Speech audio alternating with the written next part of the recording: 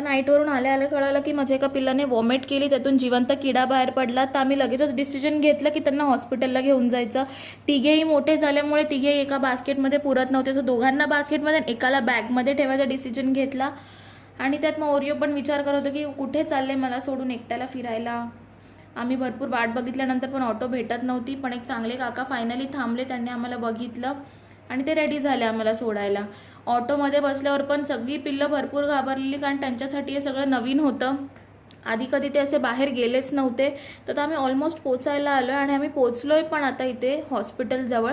So let's see आता doctor आतमध्ये जाऊन काय सांगतात. ऑटोवाल्या काकांना पैसे वगैरे देऊन आता आम्ही निघालो आहे आतमध्ये जायला. तर फक्त प्रे करते की डॉक्टरनी काही सिरियस इश्यू नको सांगायला. आता आम्ही इथे आतमध्ये आलो आहे. सो आतमध्ये येऊन इथे OPDला ॲज युजल गर्दी असते. तर बघू आता आमचा नंबर कधी लागतोय. इथे माझ्या पिल्लांसारखी भरपूर सुंदर सुंदर पिल्ले होती.